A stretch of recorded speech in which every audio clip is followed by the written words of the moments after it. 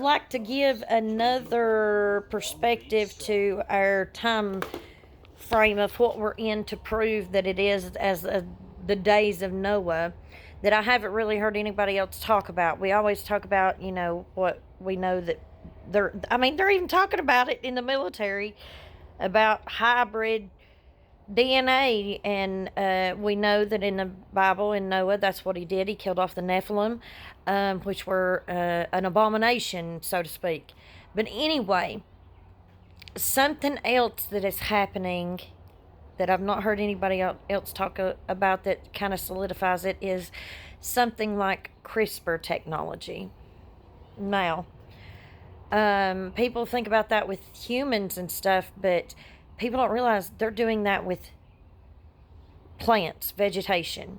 Now, we've done genetics or whatever you want to call it with plants and altered them and stuff forever and ever and ever, but what we're doing now is a little bit different because if I just watched one, I think I reposted it. It's a very very educated scientific look at this, but I'm going to layman's terms it.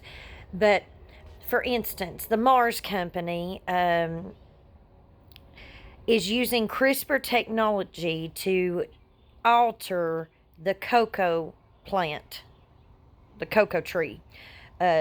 It's making it something totally different.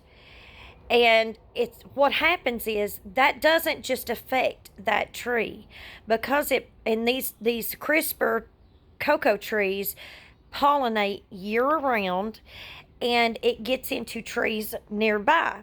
So then those trees become CRISPR trees, and then those trees pollinate, and those trees become CRISPR trees, and then before you know it, it's the entire planet now has trees that are not original. They're altered. That is going on numerous different levels, categories, sizes, everything. They're doing it like you've got the cocoa trees. They do this with mosquitoes. They're doing it in animals and humans. They're doing it with food, plants. And before you know it, guess what? You're in another situation where the entire world is altered and bastardized from what God made and intended. Now everything and everyone is an alteration of the original. Trees, plants, food, people, animals, insects, all of it. Even our water's being altered. Data centers, they suck up the water and then they spit something out that does not go through the normal water cycle.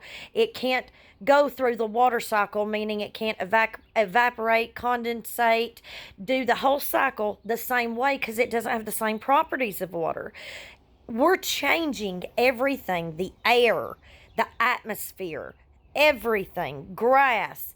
So if you do that, guess what? Before you know it, this entire world is an abomination and a bastardization of the original.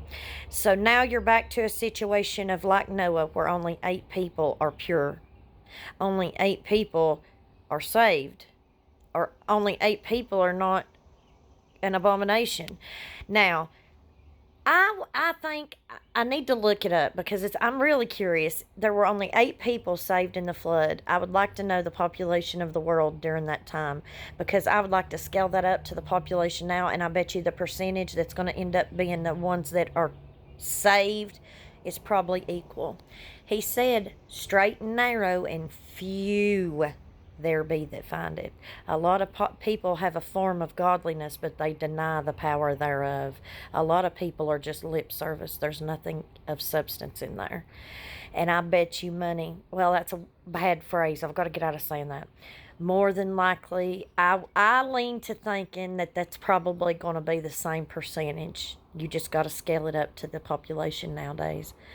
But everything is a bastardization. Nothing is pure anymore. So it's not just Nephilim. It's the whole world. Hang on tight. God can't be happy.